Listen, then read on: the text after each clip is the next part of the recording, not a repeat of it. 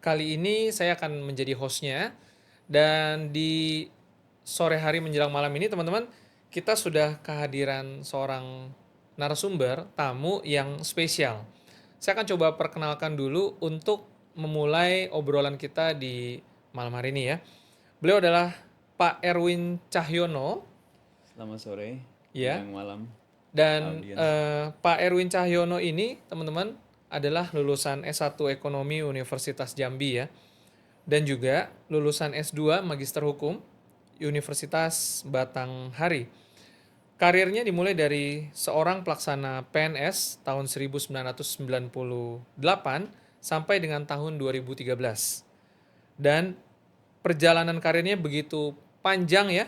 Ada banyak sekali karirnya. Ada pernah sebagai kepala seksi pelayanan lelang pejabat lelang di KPKNL Sorong, lalu juga pernah menjadi kepala seksi pelayanan lelang pejabat lelang di KPKNL Palembang ya pada tahun 2019 dan sampai 2021 ya. Ya betul. Dan sekarang ini pejabat fungsional pelelang ahli media di KPKNL Jakarta 5 tahun 2024 dan tentunya sampai Sekarang. sekarang ya. Nah, jadi materi podcast kita hari ini pada malam hari ini tuh ingin mengenal lelang hak tanggungan dan peran KPKNL. Betul. Pada podcast sebelumnya kita sudah banyak membahas ya, cuman memang belum mengundang nih tamu yang memang spesial langsung dari KPKNL karena kita semua ingin belajar kenalan Iya. tentang yang namanya lelang hak tanggungan dan sebenarnya seperti apa sih peran KPKNL. Tapi sebelum ke sana gitu ya, kira-kira Bu Vera kalau kita melihat judul lelang hak tanggungan dan juga KPKNL, kalau teman-temannya Bu Vera mungkin nih yang udah lama properti juga gitu ya, pada tahu nggak sih KPKNL itu apa kalau teman-teman agent properti biasanya? Pada umumnya sih nggak tahu ya Pak. Karena kan kalau agent properti ya kan, itu kan taunya notaris. Oh iya Notaris. benar, Oh notaris Iya iya. benar. kan. Kita nggak pernah tahu tuh KPKNL apa gitu. Dulu kita juga kayak apa sih KPKNL gitu kan. Ya, Kalau ya. sampai sekarang juga masih banyak yang nggak tahu. Ya, karena kalau agent properti biasanya taunya bukan lelang sih Lelang, memang Pak, ya. Pak, tapi lebih ke jualannya AJB. AJB. Dia kenalnya notaris. Ya. Nah, mungkin ngebayanginnya teman-teman yang masih awam itu adalah apakah KPKNL itu setara notaris atau seperti apa nih Pak? Nah, mungkin Pak Erwin yang sudah lama berprofesi di sana juga boleh memberikan sedikit cerita lah ya tentang KPKNL karena awam kan mungkin kalau bahasanya mungkin istilah-istilahnya tinggi mereka juga bingung nih. Iya, Nah, iya, kira-kira iya, mungkin Pak Erwin bisa menceritakan KPKNL versi yang mudah dipahami sama masyarakat. Kira-kira gimana sih Pak? Oke Pak Frans dan Bu Vera. Eh, KPKNL ini kita lihat kepanjangan terlebih dahulu ya. Ya. KPKNL itu adalah Kantor Pelayanan Kekayaan Negara dan Lelang. Oke. Ya. Jadi jadi KPKN itu adalah instansi pemerintah di bawah Direktorat Jenderal Kekayaan Negara. Dalam hal ini tentunya juga di bawah pembinaan Kementerian Keuangan. Jadi ya istilahnya apa? Instansi vertikal. Oke. Jadi sama dengan kantor pelayanan pajak, kantor pelayanan bea dan cukai. Nah, salah satu tugas dan fungsinya dari KPKN adalah melaksanakan lelang. Oke. Nah, di dalam KPKN itu sendiri ada pejabat fungsional pelelang, ya kan? Nah, pejabat fungsional pelelang itulah yang sama dengan notaris, gitu. Oke, pejabat fungsional lelang ya. Iya. Oke, oke. Nah, eh, lelang ini sebenarnya banyak jenis atau seperti apa tuh Pak? Oke. Tentunya kita juga untuk hal ini perlu perlu melihat juga dari sisi ketentuannya ya, aturannya lah istilahnya kan. Kalau di dalam peraturan Menteri Keuangan di nomor 122 tahun 2023, jenis lelang itu dibagi dua, Pak. Lelang eksekusi dan lelang lelang wajib dan lelang sukarela. Oke, lelang wajib dan Sukarela. lelang sukarela. Lelang Oke, wajib itu adalah isinya ada lelang non eksekusi dan lelang eksekusi. oke. Nah, lelang eksekusi juga banyak nih jenisnya. Ada lelang eksekusi rampasan, lelang eksekusi cita pajak, lelang eksekusi pengadilan, kemudian lelang eksekusi harta pilot. Nah, salah satunya yang kita bicarakan sore ini adalah lelang pasal 6 Undang-Undang Hak Tanggungan atau lelang eksekusi objek hak tanggungan. Jadi sebenarnya KPKNL memang banyak sekali tugas ngelelangnya ya, Fungsinya, bukan iya. cuman hak tanggungan aja Iya, begitu betul. ya. Dan katanya kalau KPKNL ini suka orang sebut juga balai lelang negara gitu, kira-kira masih oke apa gimana Pak? Bisa dikategorikan seperti itu juga Seperti sebenarnya, itu karena ya. memang kalau balai lelang itu kan swasta ya. Swasta, Dia oke. hanya menyelenggarakan lelang yang sifatnya sukarela. Sukarela, balai lelang Tadi swasta. yang saya sebutkan Oke. tadi kan ada jenis lelang sukarela. Betul, Nah, betul. balai lelang swasta itulah yang menyelenggarakan lelang sukarela. Nah, Oke. kalau kami kan negara, jadi menyelenggarakan lelang eksekusi lelang wajib yang sifatnya eksekusi dan non eksekusi. Ditambah lagi lelang sukarela gitu. Jadi kewenangannya lebih luas daripada balai lelang swasta gitu. Jadi KPKNL pun sebenarnya bisa menyelenggarakan lelang sukarela. Bisa. Tapi pemerintah memberikan ke swasta Juga juga. betul. Kalau lelang sukarela itu bisa di balai lelang swasta. Oh, Betul. berarti balai lelang itu ada 2 ya, Pak ya? Iya. Jadi ada balai lelang KPKNL yang kita biasa sebut balai lelang negara. Iya betul. Ada juga balai lelang swasta yang dikelola oleh swasta. Swasta. Di mana lelangnya sukarela. Sukarela. Sukarela itu artinya ya dia memang mau menjual tapi mau mencari harga yang lebih tinggi dengan melelang ya, Pak. Sekali Ya? lagi sifatnya tidak eksekusi kan. Oke. Tanpa paksaan lah itu. Tanpa paksaan gitu. Oke. Jadi ya bisa dikategorikan KPKNL ini kantor sama dengan balai lelang, tapi milik pemerintah gitu kan. Oke. Nah, seperti itu. Oke. Nah, kalau teman-teman agent biasanya taunya kalau AJB Iya. itu harus pakai notaris gitu kan. Nah, berarti apakah bisa kesimpulannya gini, Pak Erwin, kalau lelang hak tanggungan nih kita bicara spesifik, itu harus KPKNL. Apakah begitu? Ya kita kembalikan ke sifat lelang hak tanggungan tadi Pak ya. Iya, iya. Kalau lelang hak tanggungan sifatnya eksekusi.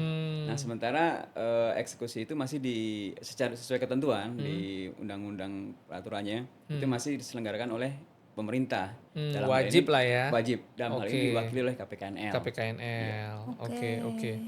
Nah, hak tanggungan nih, banyak teman-teman juga yang mungkin dia pernah pinjam di bank ya. Cuman kadang-kadang kan kalau kita nggak hafal atau nggak sering suka lupa apa sih hak tanggungan gitu kan. Nah, kalau KPKNL sendiri ngelihatnya hak tanggungan ini apa sih, Pak? Definisi hak tanggungan itu sudah secara tegas diatur di Undang-Undang Nomor 4 Tahun 96 tentang hak tanggungan atas tanah dan beserta benda-benda yang terkait dengan tanah. Nah, hak tanggungan itulah salah satu jaminan kebendaan yang fungsinya adalah menjamin hutang dari debitur pada kreditur. Nah, kita melihat beberapa jaminan kebendaan ya, ada fidusia, ya kan, ada hipotek, kemudian salah satunya adalah hak tanggungan tadi Pak. Nah, hak tanggungan ini terkait dengan jaminan properti tadi, jaminan hak atas tanah dan bangunan berikut beserta benda yang berkaitan dengan tanah. Oke. Nah, saya kan di secondary itu dari tahun 2013 Pak. Iya. Jadi saya lumayan banyak menjual properti-properti yang memang pembeliannya melalui kredit. Melalui kredit betul. Nah, sebenarnya saya udah lumayan sering mendengar bahwa pada saat perjanjian kredit itu pasti kita sebagai debitur itu memberikan kuasa. Kuasa. Jadi APHT namanya kan. Akta pemberian hak tanggungan. Iya, Ya, di situ ada surat kuasa memegang hak tanggungan juga kan ya. Nah, diberikan berarti APHT ini adalah kuasa dari saya sebagai pemilik jaminan yang mau pinjam uang ke bank.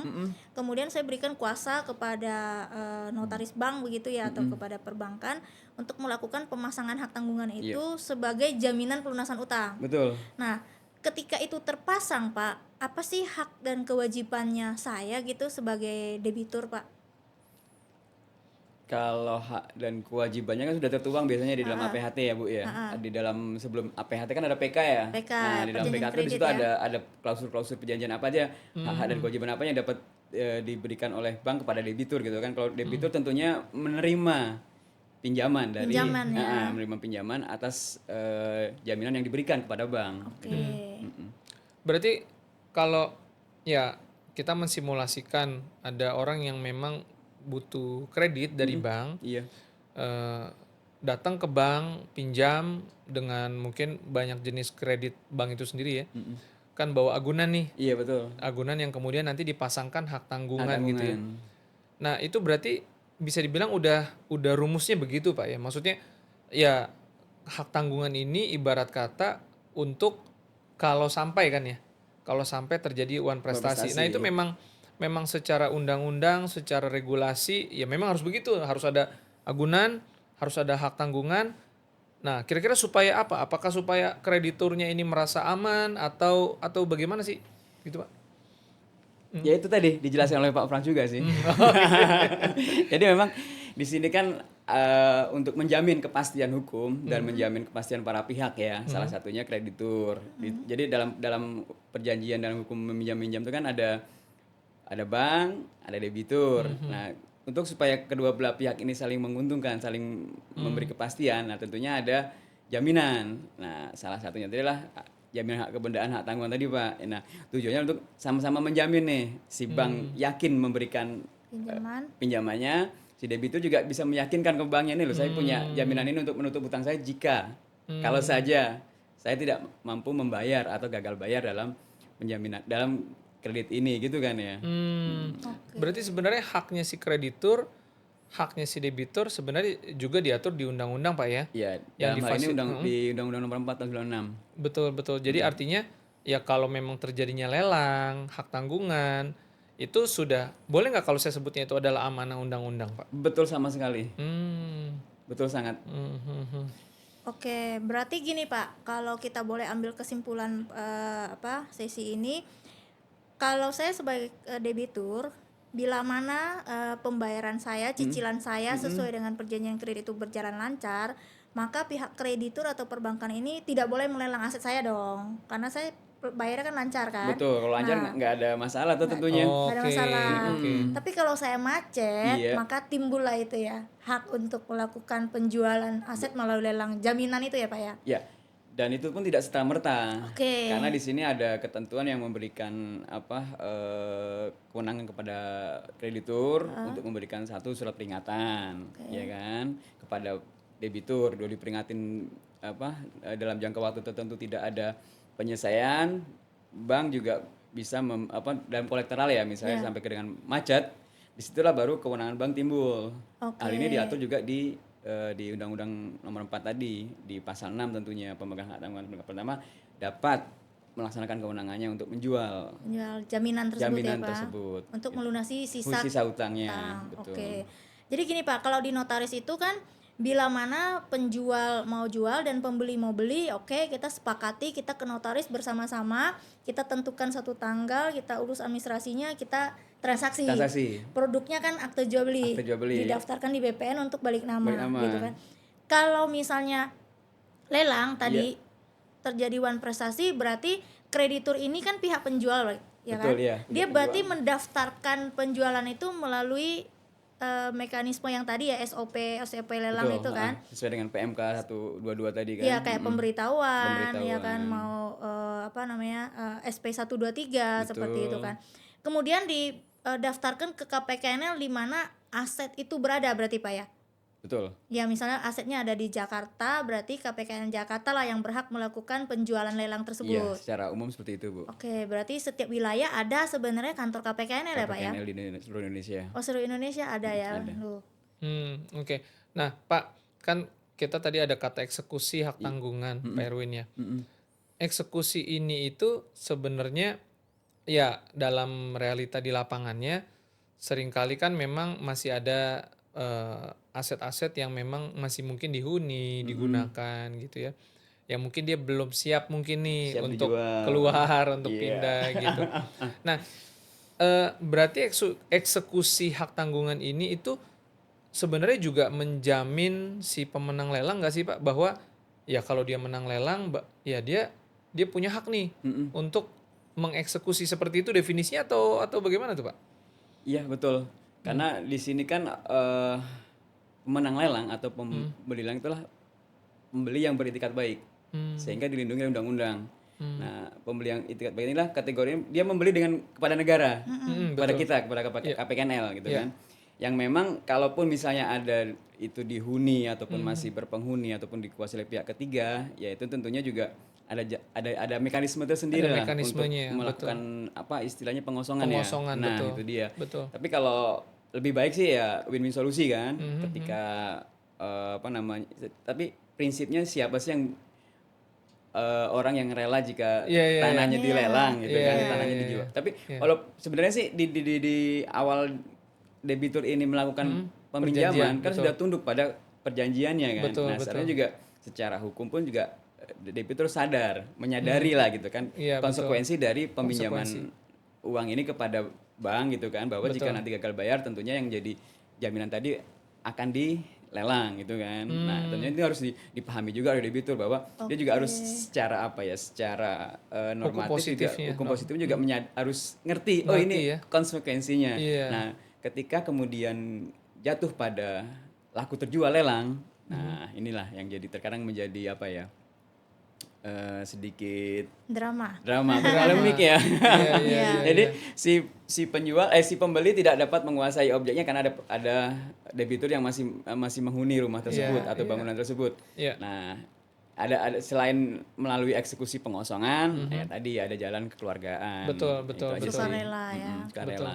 Oke. Ya tetap pembeli itu tetap dilindungi lah oleh undang-undang, walaupun mungkin caranya ataupun jalannya berliku seperti itu ya. Oke. Tapi ini tidak menjadi kemudian dia membeli istilahnya kuci dalam karung. Oke.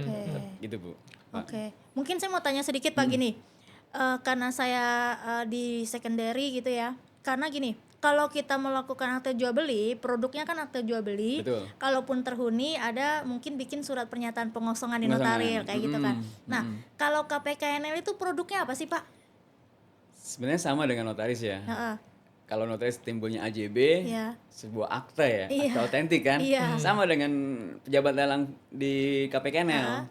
Itu dalam bentuk akte otentik juga, tapi disebut dengan risalah lelang. Oh, risalahnya itu buat pengganti AJB Pak? Iya betul. Nah risalah lelang itu ada turunannya, ada 3 jenis lah. Ada 2 ya. Ada 3 maaf. Yang pertama itu salinan risalah lelang itu untuk penjual. Untuk penjual. Untuk penjual. Ini berita acara pelaksanaan lelang yang diberikan kepada penjual. Oke. Nah kemudian yang kedua adalah kutipan. Kutipan Nah risalah lelang. kutipan inilah sebagai dasar atau dipersamakan dengan akte jual beli. Di mana kutipan itu diberikan kepada pembeli atau pemenang lelang. Oke. Nah inilah yang menjadi dasar untuk perubahan atau balik nama. Balik nama ke BPN. Betul. Oke. Nah yang ketiga adalah gross risalah lelang. Oke. Itu adalah risalah lelang yang berkepala atau berirah-irah demi keadilan berdasarkan ketuhanan Yang Maha Esa yang gunanya untuk melakukan eksekusi. Salah satunya adalah pengosongan. Oke. itu. Ini menarik nih Pak Fran. Iya, iya. Jadi saya mau nanya Pak ya. Jadi gini, kalau akte jual beli kan udah semua orang tahu, agent properti umum juga tahu. Dua pihak datang tanda tangan selesai gitu. Iya. Kalau risalah lelang gimana Pak itu produknya bisa sampai sebagai pengganti AJB itu Pak? Jadi di ketentuan saat ini kan lelang dilaksanakan secara online ya. Jadi pembeli tidak perlu hadir. Namun demikian juga dipersamakan dengan itu gitu kan, kehadiran pembeli. Nah, yang di kutipan ini yang tanda tangan adalah 2 pejabat. Yang pertama adalah pejabat penjual yang lama ini adalah selaku penjual, dan yang kedua adalah pejabat lelang. Nah, itu udah sah, Bu. Jadi pejabat lelang dan penjual yang bertanda tangan di di risalah lelang. Risalah lelang. Nah, kalau kutipan itu nanti ditandangin oleh kepala KPKNL. Kepala KPKNL. Itu, iya. Berarti debitur di sini yang pihak tereksekusi itu dia tidak dilibatkan. Tidak perlu hadir. Ya, Ya, kan? tidak perlu hadir dan memang ya istilahnya karena eksekusi ya, Pak ya. Sifatnya kan paksaan. Oke. Gitu. Oh, berarti gitu ya Pak Fran ya. Jadi penjualnya adalah kreditur dan pelaksana lelang itu pejabat lelang di KPKNL. Betul. Dan produk itu dikeluarkan oleh KPKNL, ditandatangin oleh pejabat penjual dan pejabat pelaksana ya Pak ya. Jadi KPKNL ini Iya. pejabat yang di KPKNL, Kepala kantor lah kalau kepala untuk kantor, kutipan ya. kutipan. Dan itu sudah sah Sah. Pak ya, sudah Dan bisa dibawa ke BPN untuk balik nama Betul, sertifikat. dan mempunyai kekuatan yang pembuktian yang sempurna. Oke, berarti nggak usah pakai notaris lagi ya Pak ya? Nggak perlu notaris lagi. Oke. Jadi dengan dasar kutipan tadi bisa langsung ke BPN untuk balik nama. Ya tentunya dengan syarat-syarat yang lain, misalnya ada tadi pelunasan BPHTB ya kan. Iya, bayar pajak Ah, ya, iya itu. biaya lelang dan lain-lain ya. Nah, ini Pak Erwin saya mau nanya nih. Jadi kan kalau respon itu paling nggak 2 lah ya dari debitur gitu. Ada yang memang sudah sadar, ya udahlah, saya emang uang prestasi dan sebagainya. Ya udah dia udah mungkin juga udah mempersiapkan gitu. Nah, respon yang satunya lagi tentunya yang mungkin yang tadi nih yang agak bandel-bandel gitu Bandel-bandel ya. dikit gitu ya. Betul. Atau banyak. Nah, seringkali kan yang bandel-bandel ini ya entah bagaimana dia berusaha menggunakan haknya Haknya, betul. ya dengan satu dan lain hal lah gitu ya.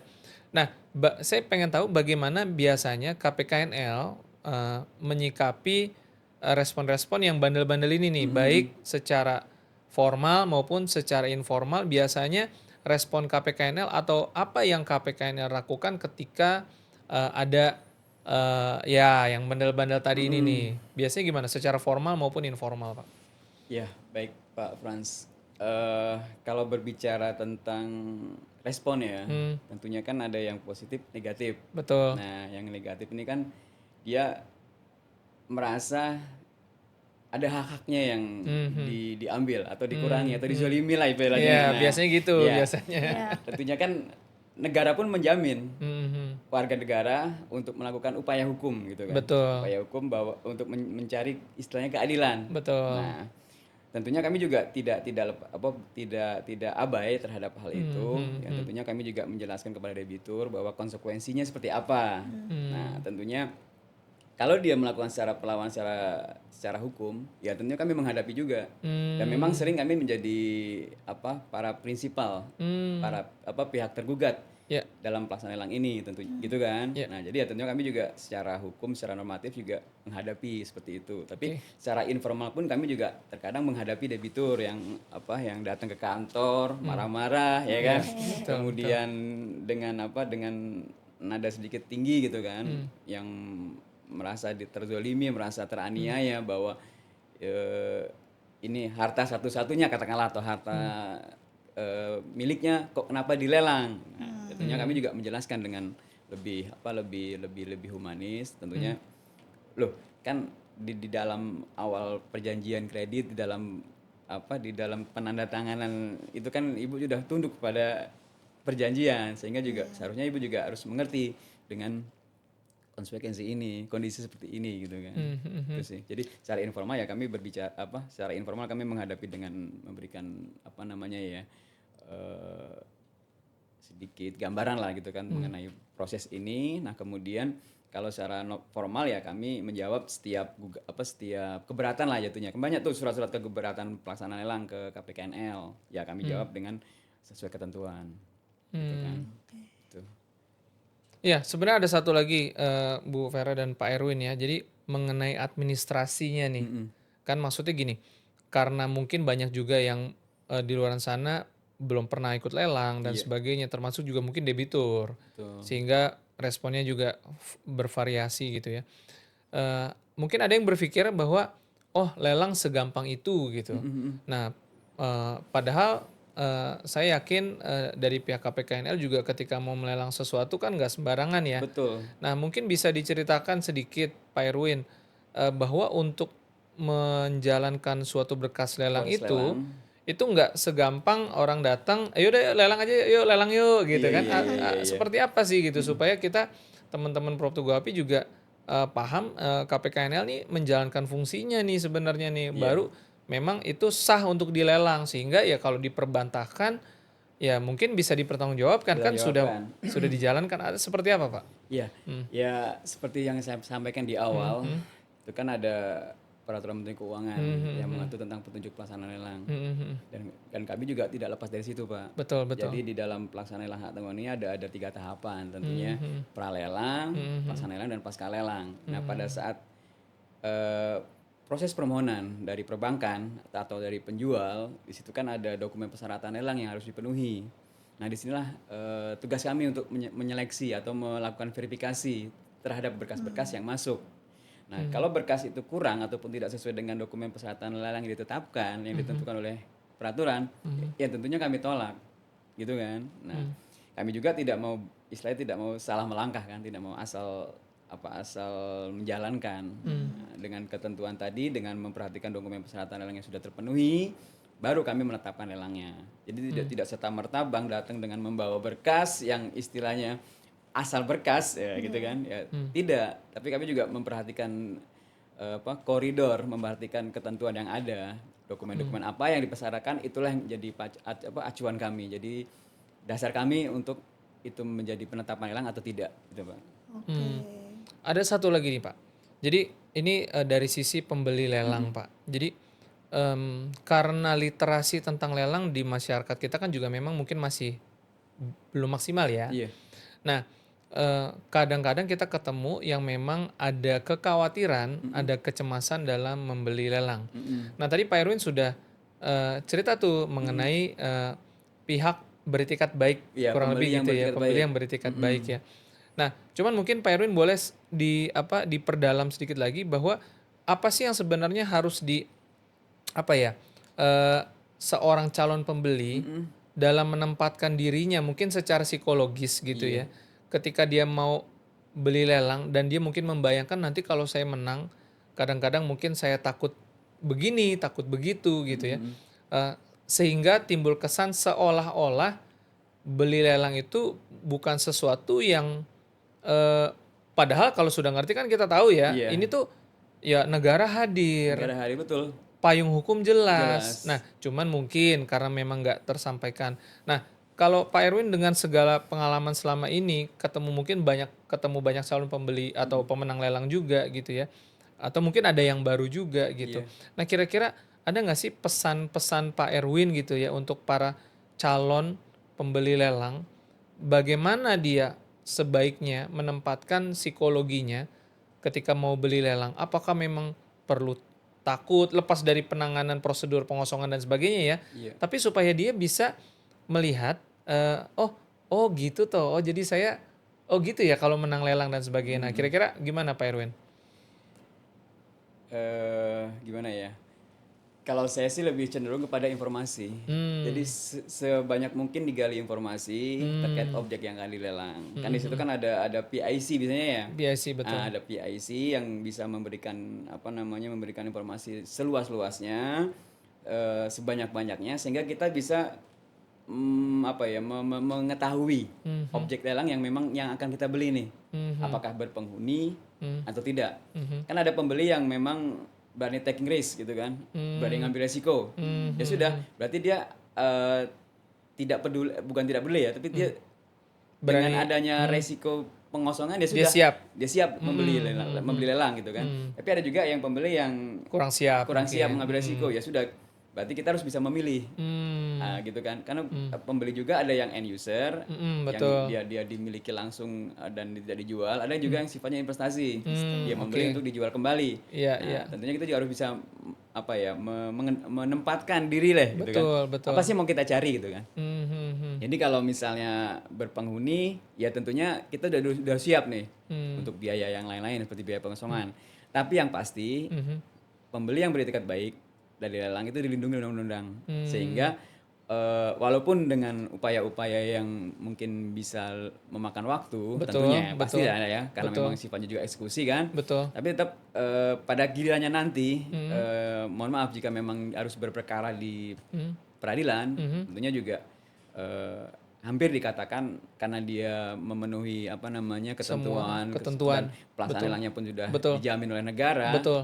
Dan kita tidak ada yang terlewatkan dari sisi Administrasi, semua regulasi, ya, betul. dipastikan walaupun masalah waktu kan. Itu masalah waktu. Jadi ibarat kata kita bisa bilang prosesnya ada.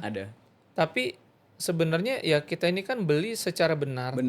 Kita menang secara sah. Betul. Artinya seharusnya kita nggak perlu takut. Takut. Ya prosesnya perlu dijalani. Iya. Tapi kan kita bukannya, mohon maaf mungkin maling gitu ya. Betul Pak. Iya kan? Iya. Gitu. Mungkin itu benar Pak ya, seperti itu ya. Jadi ya tadi ya saya katakan tadi pembeli itu kan ada dua ya. Ada yang taking risk, ada yang betul. Cari aman. Betul, gitu kan. betul. Kalau pembeli cari aman mungkin ya dia nyari barang yang lebih mudah untuk dikuasai. Betul, tapi kalau yang taking risk ya dia akan mencari barang yang memang bukan bermasalah tapi yang bukan bermasalah. Profit. Kondisinya memang perlu penanganan khusus. Lebih ya. Nah, tentunya kita juga perlu waktu dan perlu effort lebih untuk menguasainya gitu kan. Gitu. Jadi secara psikologis ya kita harus menempatkan harus bisa ketika informasi itu banyak, ketika informasi kita dapatkan banyak tentang objek lelang tadi, ya baru kita bisa menempatkan gue mau seperti apa sih gitu kan. Berarti bisa mempersiapkan biaya, waktu dan mengestimasikan kira-kira ini perlu penanganan seperti apa gitu Betul. ya Pak ya. Iya. Iya, iya. Oke. Ya, saya jadi ada suatu hal yang penting dalam kesempatan kita ini ya, karena kita udah mau masuk ke penutup juga, bahwa saya dapat tuh beli lelang memang pasti ada prosedurnya, Iya.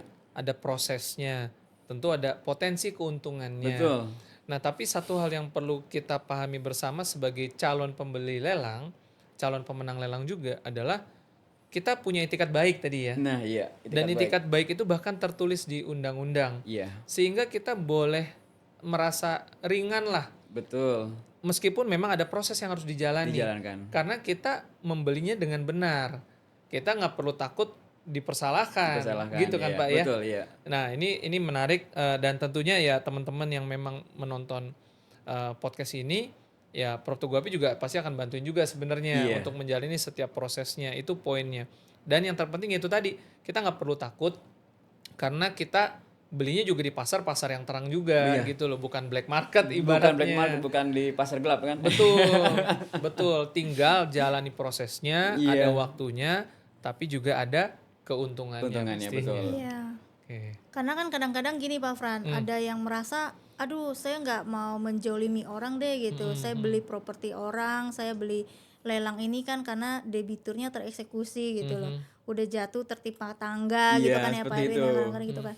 Sebenarnya kan itu dari sisi Emosi sesaat iya, mungkin. gitu Iya. kan. Nah, sebenarnya lelang ini kan transaksi jual beli ya Pak ya. Betul. Ada yang jual, ada yang beli, difasilitasi oleh negara, Negara, penyelenggaranya itu KPKNL, KPKNL. dan kita melakukan pembelian itu bayar pajak ya Bayar sesuai pajak. prosedural. Kita juga ya kalau aset ini nggak dilelang kan nggak ada pemasukan pajak juga ya Pak ya, itu Betul. salah satunya. Dan juga tidak kembali lagi dana yang sudah Dana, bergulir di iya. masyarakat gitu kan. Iya, dana masyarakat yang dikumpulkan untuk dikucurkan sebagai produk kredit, kemudian macet ya harus dikembalikan ya Pak ya, itu Dikembalikan. udah diatur. Nah, tapi memang kadang-kadang Pak karena nggak paham dan masyarakat ini juga, ya padahal duit kita juga ya Pak ya yang dijadikan kredit itu ya. Nah, kadang-kadang seperti itu Pak dilemanya gitu. Jadi merasa bersalah. Masa bersalah. Gitu. Sebetulnya nggak perlu ya Pak ya. Nggak perlu. Ya, gimana ya kalau kita kembali ke perasaan, ke Iya. ke istilahnya ke sisi kemanusiaan ya. Iya. Ya tentunya kita juga akan memberikan kelebihan lah ya kepada Iya. debitur. Misalnya itu dia tereksekusi ya, disitulah kita bisa membantu dia gitu kan. Betul. Nggak tidak semata-mata kemudian dengan harga yang kita beli dari lelang kemudian kita tidak memberikan uang kerohiman gitu kan. Iya. Nah disitulah sisi kehumanisan dari si pembeli itu Iya. memang bisa diberikan gitu kan. Betul. Terus jadi ya itu tadi kembali ke Betul. lelang eksekusi sih, Lelang makanya paksaan eksekusi. kan. Nah, Iya. gitu. Tapi memang saya juga melihatnya bahwa eksekusi ini kan suatu kata yang tegas, Iya. tetapi sebenarnya kalau kita mengingat kembali awalnya, bisa dibilang ini adalah eksekusi yang didasari pada perjanjian, Perjanjian, betul. yang didasari pada kesepakatan yang Kesepakatan. sudah di awal dulu. Nah, Jadi kesepakatan sebenarnya pihak kan. semuanya sudah sepakat Sudah sebenarnya. sepakat, iya. Hanya saja mungkin ketika berjalannya waktu karena satu dan lain hal, ya mulai deh ya kan terjadi Iya. itu. Oke. Ya, jadi teman-teman menarik ya, cuman karena waktunya nih Pak, Iya, waduh. kita sangat Jadi kita mau terbatas. banyak ngobrol sebenarnya ya. Iya, jadi tapi nanti kita akan bikin di serial-serial selanjutnya juga. Dan kalau Pak Erwin di kemudian waktu ada waktu luang lagi, kita akan undang lagi gitu ya. Nah, pastinya teman-teman banyak hal tadi Pak Erwin sudah bilang bahwa kalau kita mau mendapatkan, ya kalau kita bicara investasi properti, kita mau dapat profit, kita harus mau belajar dong ya. Kita harus buka mata, buka telinga, belajar literasinya seperti apa supaya kita yakin.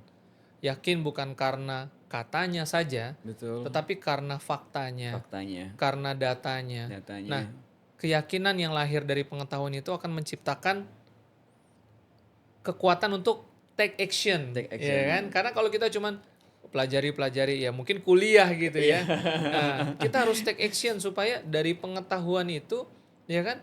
Kita lahir keberanian untuk oh ya, kalau gitu saya juga berani ikut lelang. Karena kalau banyak orang yang ikut beli lelang, tentunya pajak negara juga Betul. bagus juga ya kan. Kita iya. bantu negara juga nih negara untuk bukan pajak, dari biaya lelang ya kan. Iya. Betul ya kan. Nah, berarti Bu Vera kalau ingin beli lelang kemana nih?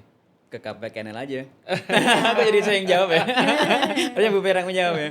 Iya, kalau beli lelang penyelenggaraan KPKNL. Betul. Tapi kalau nggak mau pusing ke Pertugo Api Nah. sudah dipaketin dengan pengosongan Iya, kita balik bantuin. nama Jadi udah gitu. all in lah ya All jatuhnya. in, Betul, iya. betul. Karena tujuannya Prop Tugu Api sebenarnya dengan membantu memberikan pengosongan itu adalah untuk sebanyak mungkin orang Iya. yang sebenarnya dia sanggup, dia mampu beli, Iya.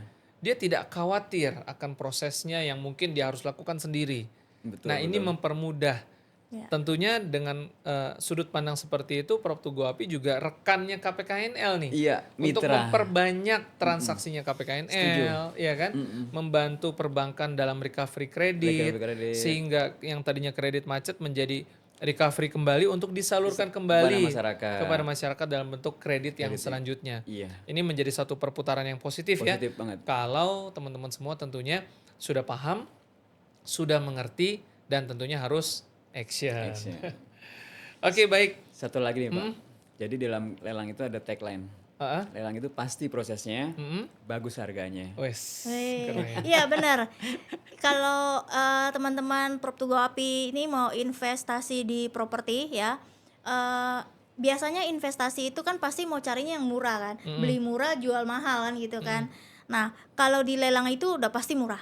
Sebenarnya nggak murah juga sih, bagus harganya Bu. Bagus harganya. Bagus kan Iya. bisa dalam persepsi orang kan bisa berbeda-beda ya. Iya. Yang penting bagus gitu kan. Bagus harganya, Bagus harganya. gitu Bagus dibanding harganya. dengan harga pasaran secondary. Nah ya. betul. Ya Betul. memang kita harus pahami bahwa memang kan lelang kan ada beberapa biaya yang menjadi pengurang toh dari Iya. harga Betul. yang pasaran gitu kan. Iya. Betul. Didiskon untuk investor ya. Betul. Nah, kita akan bantuin teman-teman buat bantu simulasi juga, hitung dan lain sebagainya supaya jadi tahu nih, oh ternyata saya bisa dapetin berbanding harga pasar berapa, margin berapa, Betul. masih worth to buy, ya kan? Itu sih poin pentingnya.